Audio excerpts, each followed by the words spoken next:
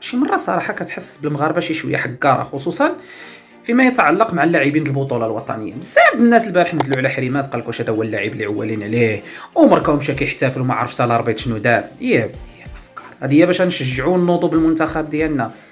حريمات راه دار احسن ماتش ربما لشي لاعب جا المنتخب الوطني اول مرة، وراه وسط الميدان البارح ديال الاكوادور تحط له تما انيستا اللي تلفو. الله يهديكم.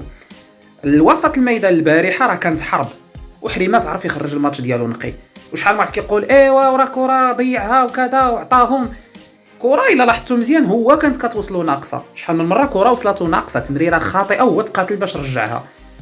حريمات واحد اللاعب اللي كيلعب تحت الضغط ما كيخافش، هو كيخرج يطلب كره. الا لاحظتوا شحال مره كيبقى يمد بيدو هكا كيزيد لقدام باش يطلب كره باش يزيد. مباراه اولى ضد اكوادور، ضد منتخب قوي بدنيا، فالله يجعل البركه. شنو بغينا زعما يخرج لنا البارح وراه سجل، ما تحسبش. لذا نتمنى يكون انصاف، يعني ماشي تطبيل، يكون غير انصاف للعابه اللي كيجتهدوا وكيعطيو باش يكونوا افضل ويكون المنتخب الوطني افضل. بالتوفيق للمنتخب الوطني المغربي.